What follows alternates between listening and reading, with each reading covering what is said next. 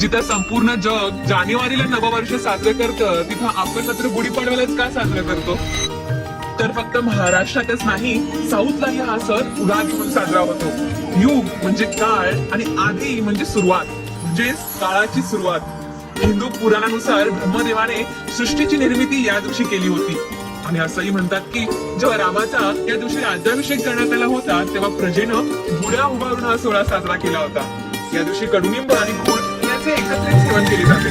कारण जीवनातील गोड आणि पाठू अनुभव हे दोन्ही स्वीकारणं असा सुंदर हेतू या प्रथेमागे असतो. ऍस्ट्रॉलॉजीनुसार हा दिवस 3.5 मुहूर्तापैकी एक मानला जातो. तिथं सारे ग्रह आणि नक्षत्र अत्यंत अनुकूल परिस्थितीत असतात. त्यामुळे आपण या पवित्र दिवशी नवीन वस्तू घेणं किंवा कोणतंही शुभ कार्य करणं अत्यंत शुभ मानलं जातं.